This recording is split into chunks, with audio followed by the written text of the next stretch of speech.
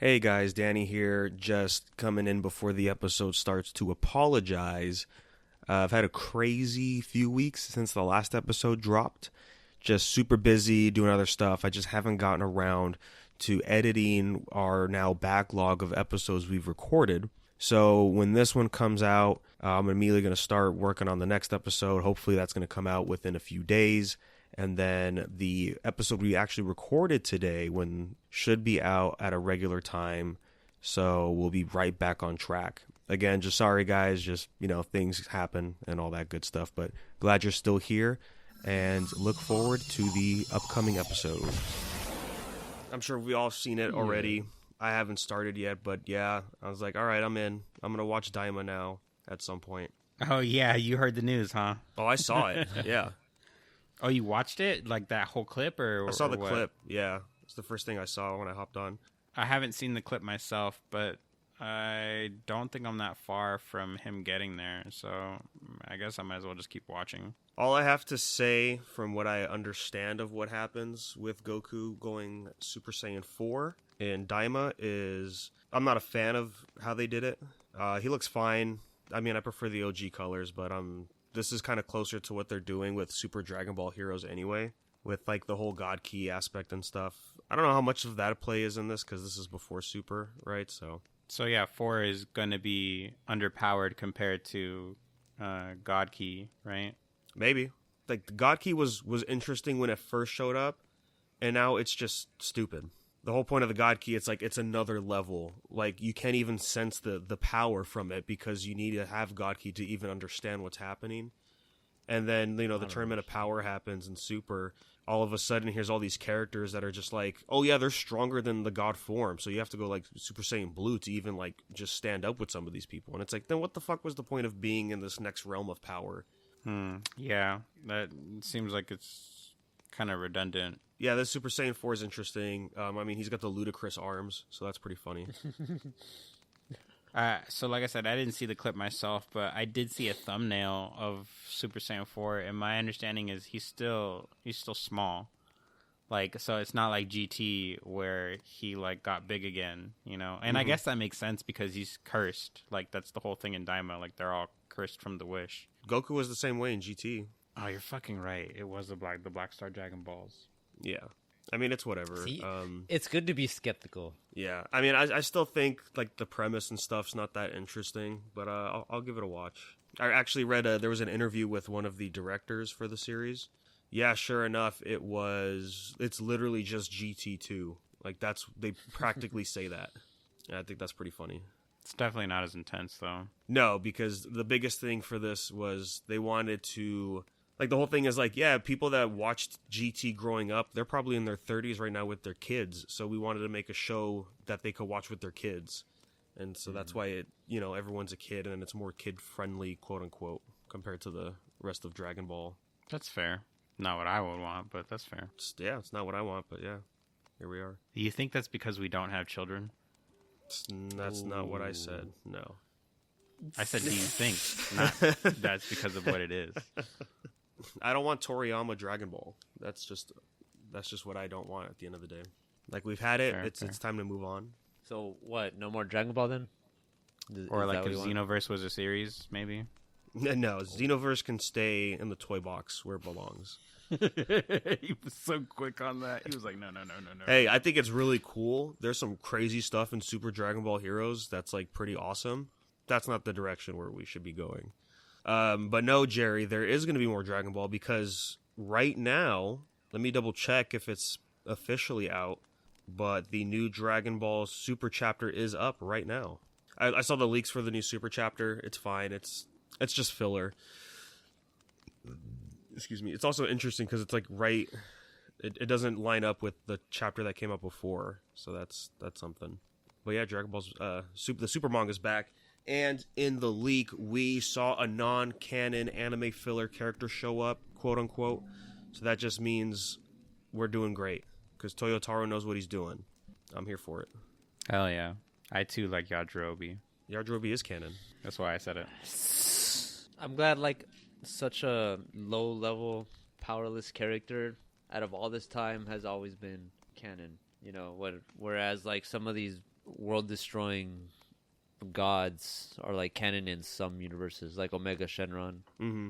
But Yajirobe is forever. I think what really kind of makes things silly is where we have OP characters or characters that should technically be OP, and they're made to look like completely weak. But anybody can swing a sword. That's what I'm saying, though. But not just the sword. I mean, like in terms of like strength wise. Like, what about Mr. Popo? Oh, that's right. Yeah, Mr. Popo should technically be pretty strong, but he's not that strong. Wait. I mean, he was strong in Dragon Ball. Like, he was kicking Goku's ass when he first got there. Yeah, Right? That's like Yeah, when he power first scale, gets though. there. Yeah. Dragon Ball is like the beginning of the power scale. I mean, look, if you go on DeviantArt long enough, you're gonna see all the great, like, freaking buff Mr. Popo, Super Saiyan 7. dude, skinny Yajirobe is so awesome. Skinny Yajirobe. No, just the fusion with Chaozu, dude. Like Chaozu and Mr. Popo. Yeah. Oh, my sure, god. dude. Oh yeah, I think I saw that one. Yeah, his name is God Ultimate damn, bro. Slim Yajirobe. Bro, these are my Linkin Park A and B days. God, that's why I love DeviantArt. It's for the Dragon Ball shit. But if there's a live action Dragon Ball Z, I want Bobby Lee to be Yajirobe.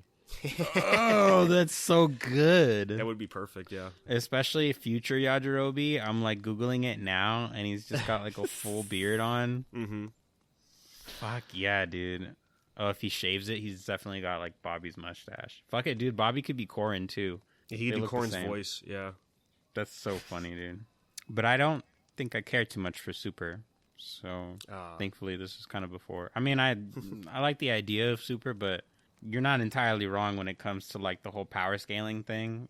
And at the end of the day, I mean, like I feel like they all individually branched into their own paths. It's not like Vegeta can continuously follow Goku through these levels, right? That's why Goku has Ultra Instinct, and then Ultra Instinct is supposed to be like his own thing, while Vegeta has, you know, like the destruction powers or like the god powers or whatever the fuck it is. Ultra and Ego.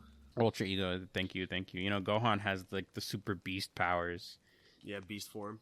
I just like, to me, it's just like, you know, like it's no longer a scale if they all branch out. That's how I feel. Or I feel like you really couldn't scale them unless you put them all in a movie or something like that. Like, I don't think the game is a good comparison to do any sort of scaling of or measurement on like whether Ultra Instinct is more powerful than what is it, Ultra Ego or Ultra Beast Mode or whatever the fuck it is. I will politely disagree. I think it's kind of good that they could branch out and like do their own thing. And the fun part about it is because they're different forms and the way the forms work are very different. Like the scaling kind of doesn't really matter. Like the only reason Ultra Instinct is strong is because you could just dodge a lot of stuff and you're able to like slip through like ki and all that. That's why you can do all the crazy damage. And then with Ultra Ego, the whole point of that form, for Vegeta at least, is the more damage he takes, the stronger he gets. So it's like a give and take situation. The only one I'm like, I still don't really like is Beast form because I think it looks stupid, and two, it's like we know nothing about it yet. One of the fun theories is that like maybe because Gohan's a half Saiyan, he can unlock that power, which would be really cool because that ties back into, you know, the Saiyan saga where Vegeta and Apple were talking about half Saiyans and like, oh yeah, like if you're a half breed, you get like an exponential amount of power kind of thing. So I could see that going in there. What about Piccolo? Did Piccolo get some sort of power too? Yeah, Orange Piccolo. Yeah. And is that like a whole Namekian thing, or was that just something that he developed right then and there? It's a Namekian thing. You ever watch Superhero then? No, I didn't watch it. Yeah, basically he's like, fuck, I need to like get really strong because like Goku and Vegeta aren't on the planet. Like, what do I do? And then somebody's like, well, remember when Guru gave Krillin and Gohan, like they unlocked his potential? He's like, oh, I could do that. And so he asked Shenron to do it, and Shenron's like, you know what? I gave you a little more, wink, wink. And then when he transformed, it was the orange form, which we still don't know nothing about because we didn't get a lot of Namekian exposition. That's basically what Daima is. Daima. Daima, Yeah, they talk a lot about...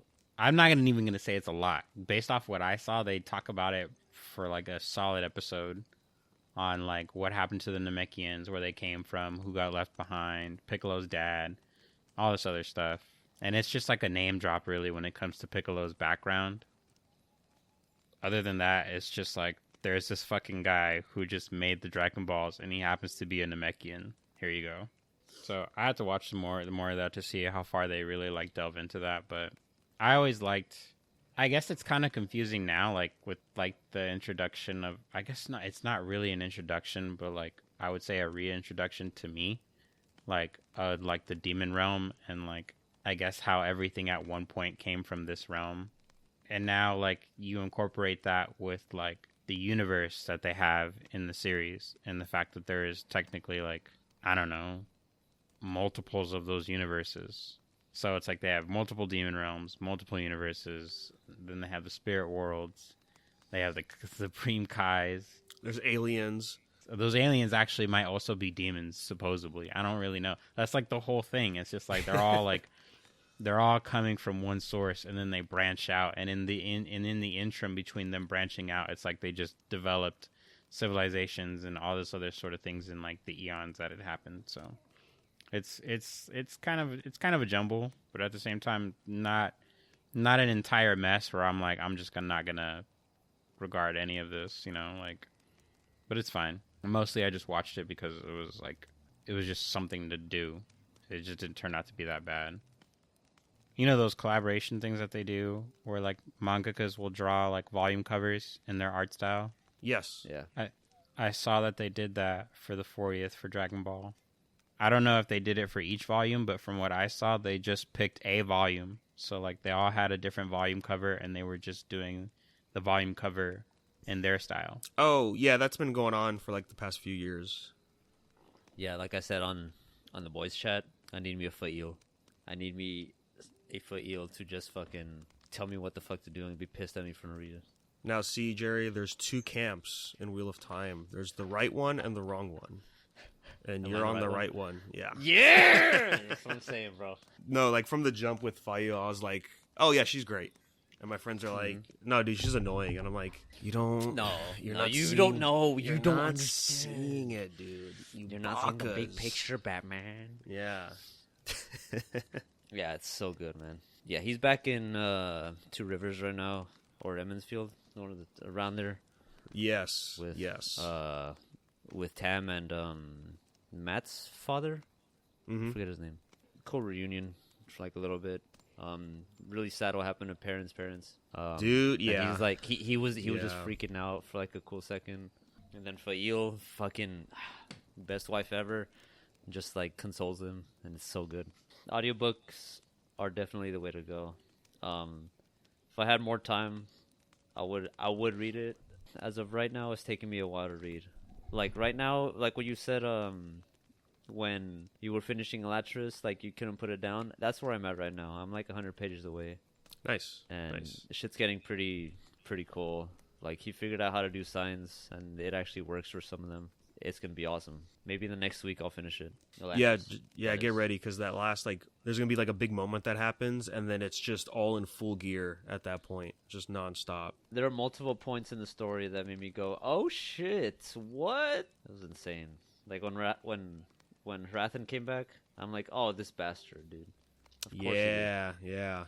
I might branch out like you, read something else, something like, I don't know. I've been thinking about maybe popping into that PewDiePie thing, reading a little bit of Nietzsche, just to see if I can if my mind can comprehend what I'm reading. If not, I'll go back to make believe stories. Yeah, I'm still reading In the Buddha's Words, and let me tell you, dude, there's a lot of words in that book. Yeah. There's some good stuff in there, but Jesus, like, there's just, it's drilling the point so much. And like the big thing is like, like an example is like, oh, there's 4 types of people. And then like the 4 types, it vaguely branches out into like 4 like very subtle categories, but the way it's being mentioned, it's just the same sentence over and over again. Yeah. And I'm like we're just getting so bored half the time reading some of that. And there's some good stuff in there, but Jesus, yeah, it's a rough one. You gotta really you gotta just be in it while you're reading. Yeah, some of these books I'm kind of worried about that. My attention span doesn't allow me to receive big words more than like a paragraph before having to read it over again. apparently it gets better the more you read. So It is a muscle, yeah. the brain, you know. It is. Flex it. I actually read or started reading a different fantasy series called The Bound and the Broken. This is from an independent author called Ryan Cahill from, I believe he's from Ireland. My friends have read the series already. They liked it a lot. It's like high fantasy. There's dragons and all that. The new book should be coming out towards the end of March. So we're like, okay, let's just go through the series, to get ready for the new book. And there's only, what is it? There's like 4 main books and 4 novella books, which, novellas are shorter. What was it called? The Bound and the Broken. When COVID hit, he's essentially like lost his job or something, or he wasn't working as much. So he's like, okay, well, why don't I just try writing a book? And he put it out, and yeah, big hit. And then he put out the novella, another big hit. So now he's just writing full time, which is awesome. Yeah. And there is this, what is it called? There's a company called The Broken Binding, I believe. The Broken Binding is a UK company where they release special editions of books, and they're like high end to where like new illustrations on the front covers. When you open it, the inside of the cover has illustrations. The side with the pages, there will be illustration there. And they were doing some for the Bound and the Broken series, which is awesome. And recently they decided to actually be a publisher, and the first author they signed on was Ryan Cahill. So it's like, oh, that's cool. Yeah, so I read the first book and the first novella, The Fall and Of Blood and Fire. And when you open those books, there's like a little foreword from him saying like, yeah, there's like really 2 ways you can read this story. Like you can either start with the novella or book 1. Just kind of depends like what you're looking for immediately. For me personally, like I started The Fall because that's what my friend said. And it's like, it was only like 90 something pages. I was like, sure.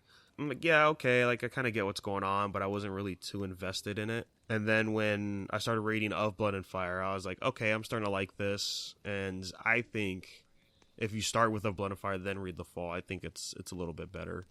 Like the big context clues you can get from reading The Fall first, it's not really that important. Like you don't have to get that. Like you could read it after and you can understand like thinking back on it. It's been cool so far. When I finish In the Buddha's Words, hopefully soon, I'm gonna hop back on that. So that book that you're reading now, for the PewDiePie book club, isn't it not just like a spiritualism book? There's no actual plot to it, right? It's just you. No, yeah, isn't it just you basically learning about Buddhism? In lack of a better term. Yeah, it's essentially reads and plays out like a Bible. Books like the Bible or like the Buddha's Words, right? It's just more or less of like you understanding the morals of the story, or in this case, like the morals of man, or what makes of man. I mean, like the way it's structured is there's the Dhamma, which is he's essentially Buddha, like coming up to it, and then there's like his followers, the Brahmins, I think they're called, and they eventually essentially they just go up to him and then ask him these questions, and then he sits down with them and they just discuss like various things, and that's kind of really how each chapter is. Like the Buddha teaching his disciples, basically. Yeah, I definitely get that, and those vibes are really, really big. When I played a lot of Black Myth Wukong, there are like huge, if not almost every point in the game is like kind of pointing you towards like, I want to say more towards Taoism than Buddhism, like just the general understanding of what man is, and all the basic colloquialisms of like what makes us inherently good or inherently evil or inherently neutral, and all of these things in between, and how life is and how life operates and how we operate around life, and yada yada yada. So yeah. I mean, all that shit is cool. It's a vibe. What's the next book you have to read after that? So for March, it's a free book, so it's either you can read what PewDiePie's reading, or you could just pick your own book, pretty much. And me and my friends that are doing this, we're probably going to read Taipon from James Clavell. That's part of the Asian saga, right? He also wrote Shogun. So we might read that for March. European and American Traders in Hong Kong in 1842. it's so crazy how these guys can just stick to these kind of games where, like, I have phases, you know? Like, my phase for Pokemon Go is pretty much dead right now. But I'm sure, like, in the future, I'm going to go back to it and then just try to be, like, serious about it or something like that. Same thing, I feel like it's going to happen with the TCG game. Or with the fucking... Well, my bad. It has happened with the TCG game where it's pretty much dead to me now. Mostly, I blame it on Nintendo because they took the... They sent the cease and desist. Oh, to the mod, right? Yeah, to the mod. Team So, on that. like, it kind of made it unplayable to me. Just not disparaging the game. It's a good game. But this, I feel like it's going to happen with the card game, with the Pokemon card game. But I'll still try it. I don't give a fuck. I've been looking for a game. I downloaded some stupid-ass, like, idle games that I just hop in, do something, and then leave. And then come back after a few hours. I don't know if this is really up your alley or not, but I have been downloading like crossword games and puzzle games. You mean the one with like the sexy anime girls on it, and you got to build the like Bejeweled, yeah, and every time you get a slot, you unlock a part of the picture. Yeah. Oh, like the mix and match stuff, like the H games. You talking about me? Nah, they're. Well, yeah, they're like mix and match games. I mean, I don't really know how often you guys play mobile games, but like occasionally when I did the crossword game, I would get ads, and all the ads ever want you to do is just play like the demo of whatever fucking game they got going on. So one of the games is like you guys have like 5 or 6 set of tubes, and all the tubes have different colors in them. And you just have to basically swap all the colors around each tube until each tube has solid colors. It's the ad games, yeah. The ad games basically are the games that I have on my phone. Oh, you know what? Right. Okay. So one of these games I'm playing, it's kind of like I just gotta fuse shit every couple of hours and then feed it to this thing. The more I fuse, like the more food. I guess the more hunger it satiates, and there's like levels to everyone, to every time like this thing I'm feeding it is full. Like the ads are low key probably the best part of the game because they're the games that Oscar's talking about, like the ones where like you gotta fucking pick out the screws and shit. For some reason, I stay on that one for so fucking long. Like it tells me like it brings up the ad you can store. click X to close the ad, right? App store. And it says, hey, you can just get it right here. Nah, dude, I'd rather just play the ad, honestly. Just let me be here real quick. Look, let me tell you. It's because there's so much fucking, what is it? Like, false advertisements, even to the ad games themselves. Right. Like, I don't know if you've seen some shit on your phone. Have you seen the Last Hero or the Final Hero ad? Where it's just some dude fighting like some overpowered goddess or whatever, so. And she's like level 9999, like numbers, and every time you kill the numbers gets bigger. Yeah, right, exactly. So like if you actually download that game and play it, that game don't play like that. The game does not play like the demo. Yeah. You know what I mean? Like just shit like that. Like I hate when they give you the demo and the demo's and it's so funny, like how you're just laughing in the background, Danny. I'm telling you, like the worst part about doom scrolling when you're playing one of these games is these fucking ads. Yeah, because I will spend more time on the ad doing the demo to completion and then going back to the regular game. I shit you not. Speaking about that, 2 or 3 weeks ago, I was because this is an actual thing happening to me. Go ahead. Yes.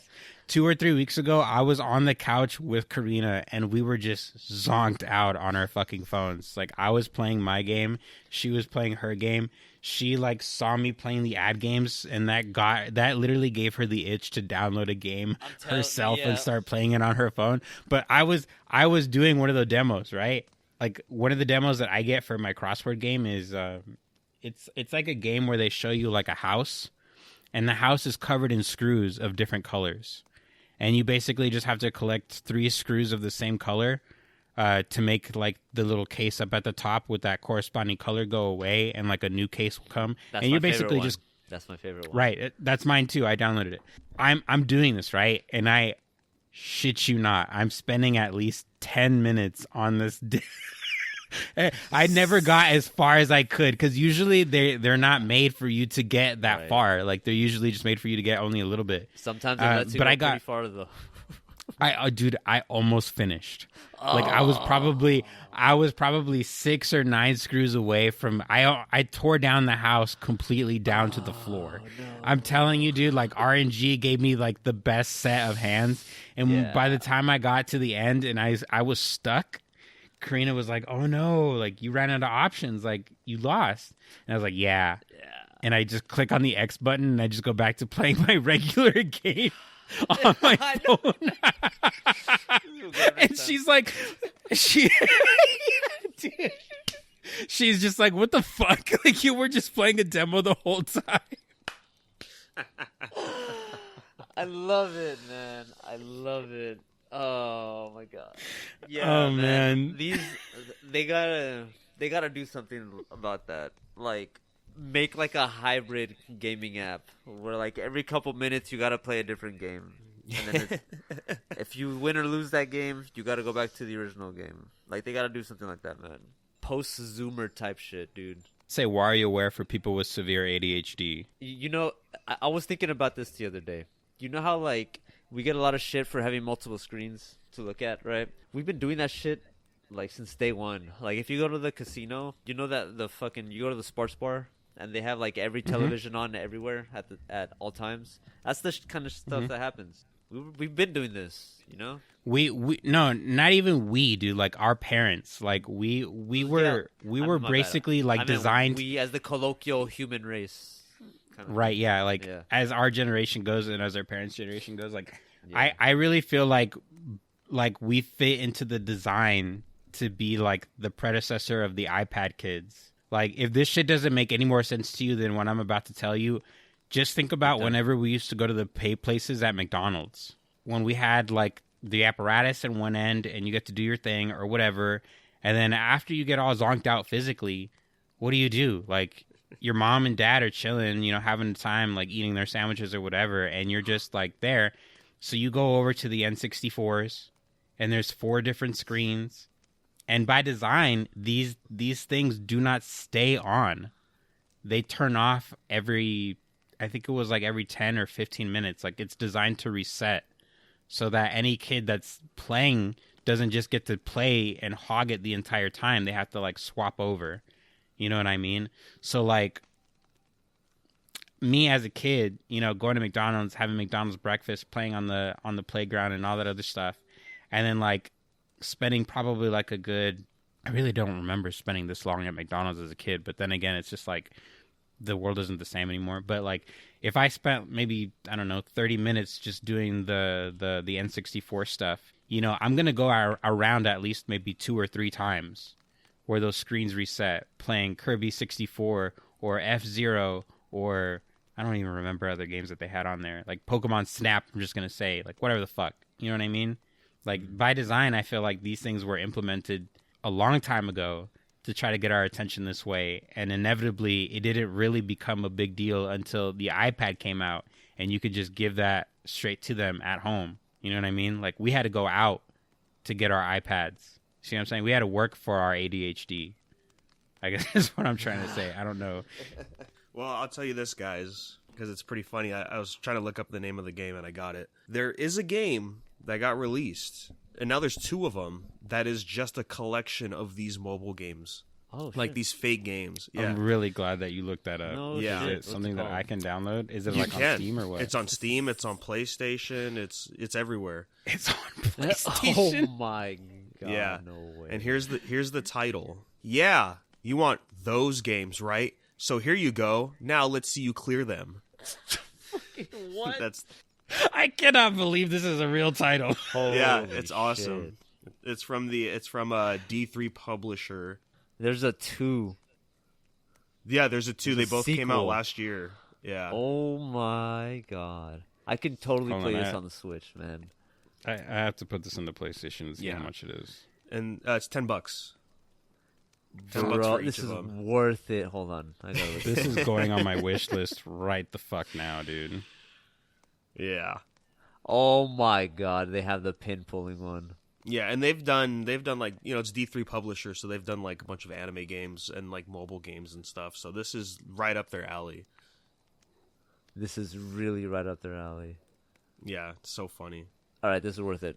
$10? It's worth it. Yeah, $10. Yeah, for both already. Dude, please buy this on Steam. Please buy this on Steam. This I will is, watch you play the fuck out of this. Yeah, for this hours. is like UFO 50, but for Doom scrollers. Oh my god, I fucking love this. I love this. I'm so too glad much, that you dude. Googled this. Oh no, This is on the Switch too. Oh my gosh. Oh, I really. no. What are we gonna say in reference? Like we have to say the Switch 2 also. Now that I think about it. Yeah, who cares? Oh, it's actually on sale for the Switch. This is crazy. This is a phenomenon. This is crazy, man. Yeah. I don't know anything about the implications, but this is crazy that this is actually happening to a bunch of people. Because the comments are saying the same shit except in like German. Yeah, it's really funny, man. It's an interesting genre. My favorite part about these fake games is always just the trailers for them, where like they get just so outlandish. Where it's just like, oh no, he cheated on me. Now me and my daughter are gonna freeze to death in our broken cabin. Yeah. She's I hate those moldy fucking orange. games specifically. It's like, oh, she stinks. We gotta clean her. Whoops, you grab the sewage pipe or whatever. And it's an RPG. What the fuck is Yeah, you get levels out. Yeah, get your classes and jobs and shit. Yeah, I really fucking hate those games. Yeah, dude. Those ones make me. Those ads especially make me so fucking frustrated. They're deliberately pulling the wrong pin. I'm like, what are you That's doing? exactly it. Every Well, time. it's the want you rage to- bait. Yeah, Exactly. Rage bait. There you go. That's ingenious. Ingenious. yeah. Corridor Crew. You know, they're VFX artists and stuff. They do a bunch of videos on YouTube. A few years ago, they were like, let's actually like make some of these videos. Like, how hard can it be? And like, let's make it the most outrageous thing. It was just great, man. Oh man, I'm actually gonna download and play this. Is this also a mobile game? It's not on iOS, so I don't know. That's insane. I'm glad we went down this tangent, guys. This needed to be cleared up. This needed to be talked about. I'm back on Webtoon. Nice. Yeah. What are you reading? You finally started Windbreaker, right? No. It was probably after a night going out, and I was like, you know what? I need to do something before I go to sleep. Your mind was And racing and spinning. You needed to read something, huh? Yeah. Hell yeah. So I said, fuck it. I started it up before, but I never like continued reading it, and I have a lot of series like favorited on the app, and I was like, you know what? I'm just gonna scroll to the bottom, right? Because it's sorted by recently updated. Obviously, all the bottom ones are gonna be finished, so I was like, I'll just start from the bottom and slowly work my way up through all these. And the one I've been reading recently has been called Hellper, with 2 L's. And I think you guys will like it. Yeah. It's like the main character was like the leader of this like quote unquote gang, but they're not really a gang. They just look intimidating and they fight like real gang members. He ends up dying because he gets hit by a garbage truck while he's on his motorcycle. And then he wakes up in hell. And then in hell, like you see like some reapers and other ghosts, and you know, it's going to be like the fantasy aspect to where like, oh, like they can have powers in hell and stuff. And Oh, that's crazy. it's been fun. Yeah. The 2 biggest things is there's a lot of humor. So it's funny. Like the main character is just a jackass, which is great. And the art style, it's just so unique and different. It's great. It looks like this is over already, huh? Yes. Yeah, this ended in 2018, I think. Yeah. Yeah. So it was like 4 years. That's not bad. I'm surprised it didn't get locked. Well, a lot of series don't get locked. And also this one's not as popular as like the ones we read, right? Like That's what I was thinking. Yeah. the last Yeah, episode only has like wasn't so popular. 7K likes on it. Yeah. Lookism isn't locked. Thank fucking God. You better do it Lookism now isn't before it over gets yet. big. I know. Oh, you're right. Yeah. Yeah, my bad. Yeah, but for reading all the comments, every chapter, everyone's loving it. I love the design. So they're called, his gang was called Kilberos. and it's just like a dog with 3 tusks. It's like, oh, that goes hard. The fun part about this series too is the author actually is selling the Kilberos brand over there in Korea. There's like a bunch of like jackets and like button ups and stuff with the logo. That's in part of the Kilberos crew itself. Is they like do like a bunch of jobs to raise money so that way they could sell merch, and like it's basically like trying to get like people off like from being like delinquents and stuff. It's pretty cool. Sometimes it gets a little too crazy in the art that you could get lost in some of the fights. But one of these series that I'm watching, it ended today. I haven't started it yet, but I might start it today since it's over now.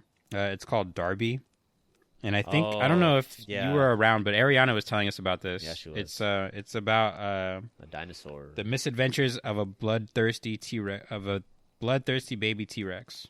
Oh. Yeah, he gets fucked up early on. Ooh, there's 5 seasons. Yeah, it looks like the last episode, the series finale, just came out yesterday. Chapter 1 of Darby, Everything Hates You. Yep. Been on a nostalgia kick lately, guys. I was like, let me go back, let me listen to some old music. I'm like, you know what, let me go back, because I watched an episode with a friend. I was like, fuck it, dude, I want to go back, I miss it. I'm going back and rewatching Terrace House on Netflix. Oh my god. Yeah. We're back in. Are you back in? Dude, I'm on episode like 10. Bro. Yeah. I'm watching Opening New Doors. Is it safe to say it's just like tame Big Brother? Yeah. Yeah. If you don't know what Terrace House is, it's a Japanese show that Netflix picked up for 4 seasons. And it's just, they get a house. They get three guys, 3 girls, and they just live together in a really nice house. And that's it. And in between, like, parts of the episode, they have, like, the commentator cast, which is a bunch of, like, TV people or, like, I want to say Japanese comedians because they are pretty funny. And they just sit and they watch the episode and they just talk about what happened and, you know, make the good jokes and all that. We watched it back in the day. Huh? Oh, yeah, because, like, in the beginning, they were only, like, 30-minute episodes, and I was like, I'm just going to eat this up, dude. And then now they're, like, 40-ish minutes, so I'll just watch just, like, one or 2 a day. Has it really been 10 years since we watched it? So the opening, I forget, like, how the order is, but Opening New Doors is the one I'm watching right now, and that one came out in 2016. Kind of a side tangent. I just remembered I had a conversation at work sometime this week. I had to explain to somebody who was a really avid fan of Naruto what was happening in Boruto, the two blue vortex. Yeah. And by the end of that fucking conversation, I swear, the very first thing that I heard come out of her mouth was, aliens? Oh my god, no. Well, that was like when we were talking to our buddy. Aliens, bro, for real? Yeah, we got everything now, and it's like freaking. There was zombies, right? The Edo Tensei, fucking aliens at the end. The Sasuke light novel that got adapted. Freaking dinosaurs are there. It's like this is just like Dragon Ball, just trying.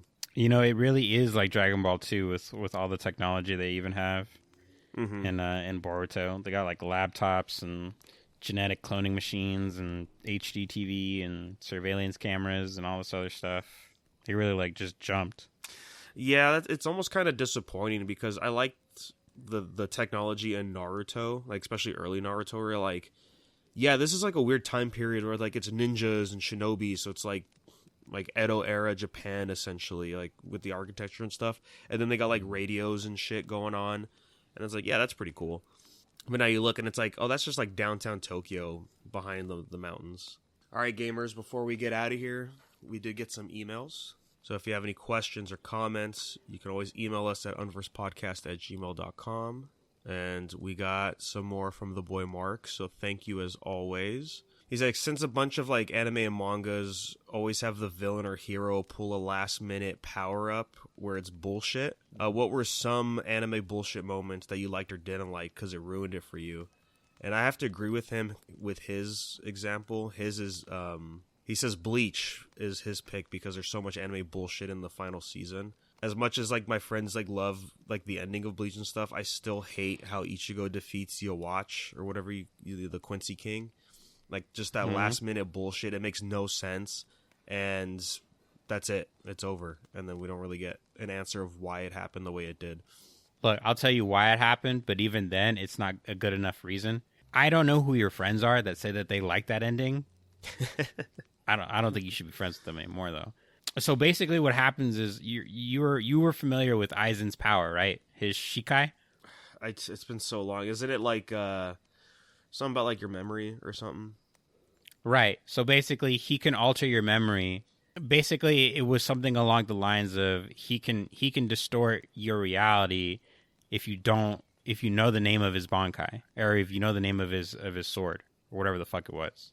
Those kind of tricks only worked once. So I think what ended up happening at the end of the series, and another thing about it was the entire time that he was using his Shikai, he lied about the name of what his sword was, which was another thing.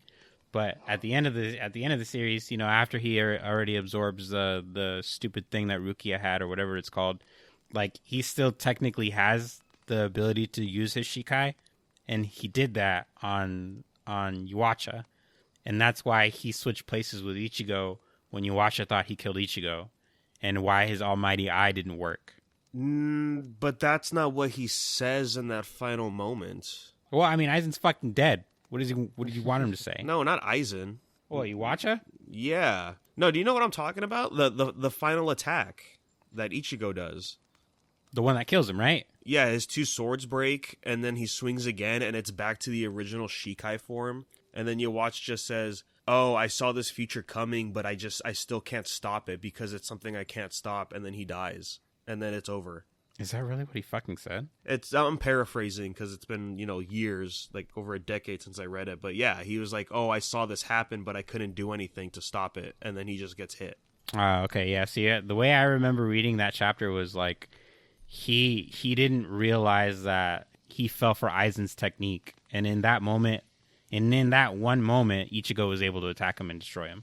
That was my interpretation of what happened. Yeah, I really don't remember anything before that, but yeah, I always remember that moment. I'm like, this is fucking stupid. Oh, I agree with you. I really hated that last season too. Balls to the wall. That's probably the best example that he could have gave.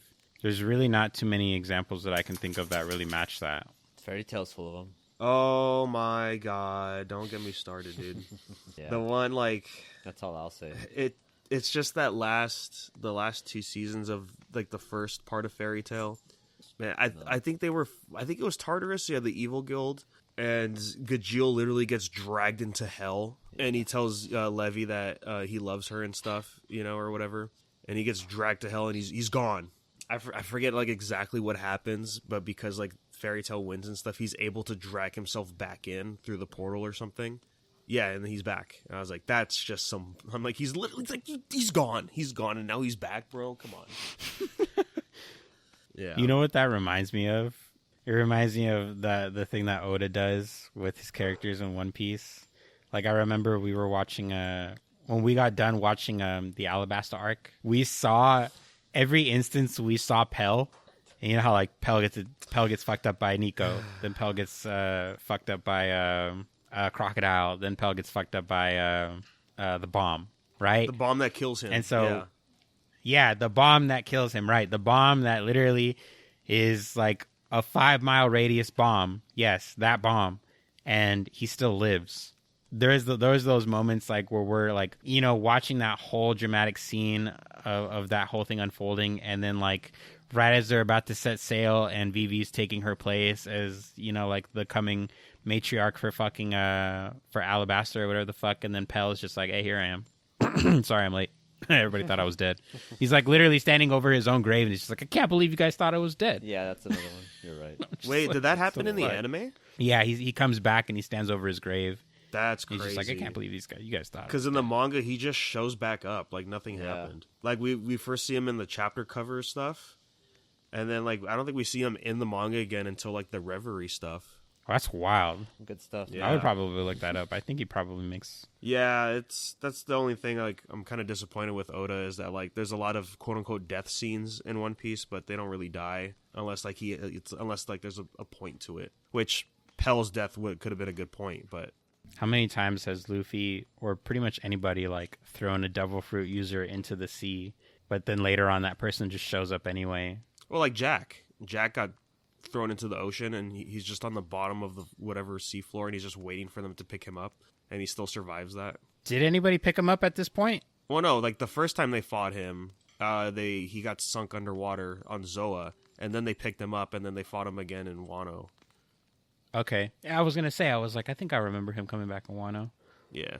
His other question is, like a person, artist, etc., you guys enjoy so much, and you buy their work regardless. Like, if you have, like, a favorite actor, you'll watch their movie regardless if it sucks or not, or, like, a game developer, you'll buy their game or not. I know Jerry's answer. What is it? I don't know. No. Yeah, good old Kojima.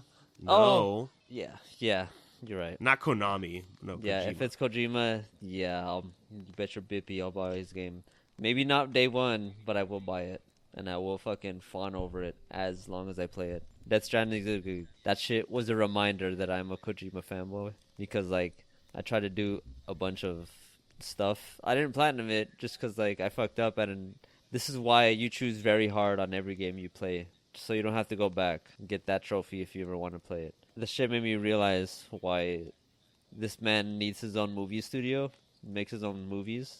But I feel like he's to the point where interactive media is more fun to create than movies. Because I feel like if he wanted to make a movie already, he'd be making it already. I think it also has a lot to do with the vision. Like the vision of him being able to do things, especially with things like Death Stranding, Metal Gear Solid. Like there are actual limits and applications that are just not really feasible in real life. And a lot of the visions that he has are really, really grand. And I think that video games are the best possible medium that he can use to really tell us his stories. As much money, as much time, as much effort as he puts into each one of his projects, and as far apart as they are, when we do get them, obviously they're hitters. Obviously they're gold. I'm putting like video games on the same tier as movies. Like in my mind, I guess. If it's good enough, it'll be like a captivating story. You know, you want to go back and figure out what happens between Kratos and his boy, or between Snake and his mentor. It's those kind of stories that makes me go back and want to like play these games again, or like play those kinds of games in general. Like with Plague's Tale, like I knew there was a lot of story behind the gameplay. It's pretty good. I just gotta play the sequel and see how we've grown, or how they've grown within the years. I mean, there's always a bunch of actors where I'm like, oh, I like these actors. Yeah, I'll watch whatever they're in. Even the bad ones like Nick Cage, I'll watch the bad Nick Cage movies. And I mean the bad ones. Oh, yeah. I've seen the bad ones. Not the bad fun ones, just the what was he thinking bad one. For me, music, I think of music. So like anything Mega Ran does, I'm like, I'm in. I'll grab it up, the next album. Next Kickstarter, I'll fund it. Boom, easy. Hell yeah. Not saying like he has like disappointing stuff. I mean, there's definitely stuff I'm not like. Sadly, I'm not a big wrestling guy, and he's been doing a lot of wrestling stuff the past few years. So like, I'll still grab the music up, but I'm like, yeah, it's over my head, all these references and all that. I'm kind of a fake fan at this point. The closest answer that I can give for that was a couple of years ago. I used to be really into watching movies, and I had a favorite director. It was Wes Anderson. Oh yeah.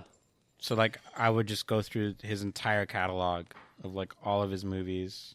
And I know that within the past couple of years, he's come out with, like, at least, like, I don't know, I want to say 3 or 4 movies that I haven't really seen. So I definitely need to go back and try to go over to them. There was one point where I had, like, you know, you just get this hair up your ass and you just want to do things. So, like, at one point, I was, like, looking through all of my subscription services for any Wes Anderson movies that I can come across. Funny enough, all of the ones that I have subscriptions to, there are no movies there. When, like, probably 6 months ago, like, they were all there. I don't know. It's like a thing where, like, you don't really think about things getting removed off of the library, or at least, like, it doesn't come to mind, like, when you see it, and you're just like, yeah, if it's there, I'll just watch it anytime. And now everything is said and done, and I'm just like, oh, well, now I missed my opportunity there. Shoot, the closest answer that I have now is, like, a publisher. Like I'm really into Nipponichi Software, and they're a publisher. They've made like Disgaea, Phantom Brave, Makai Kingdom. They're really like into like SRPGs, but they also do a lot of like imports for other Japanese games. So like Alter Iris, I think that's an NIS published game. Hyperdimensional Neptuna, I think there's another one. A lot of NIS games you'll find are just like not really like anime games, but like anime styled games, I would say. Grasshopper, Suda, like I haven't played a lot of their games, but I know they're going to be good games.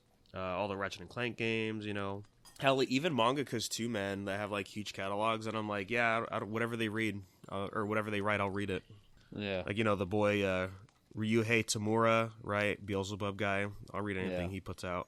Tsutomu Nihei, fucking love all that shit. Naoki Urasawa, like, there's just so many like mangakas that have a huge catalog, and I'm like, I know it's all good, so I will read it all. Oh, you have something new it's just very simple? Yeah, it's probably peak, bro. I'm in. I really want to get to your level where I'm not only just recognizing like series by their like series name or anything like that. I've just already started taking a liking to like the actual mangaka and anything that they fucking put out.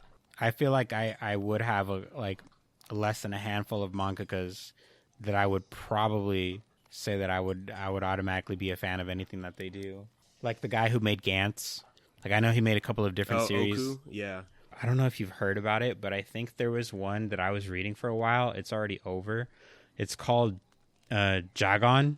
No, Gigants, yeah. No, it's not what I said. Yeah, it's like Jagaaan. Yeah. Sorry, I thought you were still talking about Oku stuff. Yeah. I thought it was one of those kind of things, but I think it was like close to it. Okay. That art style reminds me of Oku, especially with the other series that he did after Gantz, like Inaga, what was it called? Inuyashiki. Inuyashiki. It really reminds me close to some of that stuff he can do. I mean, you'll be surprised, man. Like, when I was reading, like, a lot of manga, and I was logging everything on my anime list, for, like, the old reviews and stuff. Like, obviously, I would click on the mangaka. I was like, okay, well, let's see what other work he's done that, like, they're notable for. And then I'll look, and I'm like, oh, I've actually read this guy's stuff before. Oh, no wonder I liked it. You know what? I just looked up Jagon right now. The guy who made Jagon also made Blue Lock. Oh, really? Oh. And I was like, yeah, dude. I was like, okay, yeah, I'm already down. Like, you know what? That makes sense because I've been seeing some of the pages from the recent chapters for Blue Lock, and they're like, this shit ain't about soccer anymore, and it's like the most grotesque looking like monster designs for these players. It's like, yeah, what the hell's going on? Oh, buddy, once their ego gets out, yeah, it goes balls to the wall crazy. Yeah, I have read a lot of this guy's stuff actually. The mangaka is Muneyuki Kaneshiro. So shouts out to Kaneshiro. He did make a lot of good series that I've read. I would definitely recommend Blue Lock, Jagon. When I was like a kid, when we were still in high school, this was like probably, I don't really remember the timeline of events exactly, but I remember that before I met Gerry, probably like 2 or 3 weeks before I met Gerry, I had met Adam. In that time frame, I had already come across Guro manga. Like I was just into Guro. Yeah, you were weird. And I was a weird kid. And one of the series that I would read on the Guro website that I would read mangas, another series that this guy made like forever ago when we were still in high school. And it's just so weird how like little bits and pieces of things that I would have read like as a kid or like through the last decade or almost 2 decades now. And this whole entire time, I've basically just been picking up this guy's catalog every now and then and not realizing that it was him. It's like, it's fucking weird, but also at the same time pretty cool.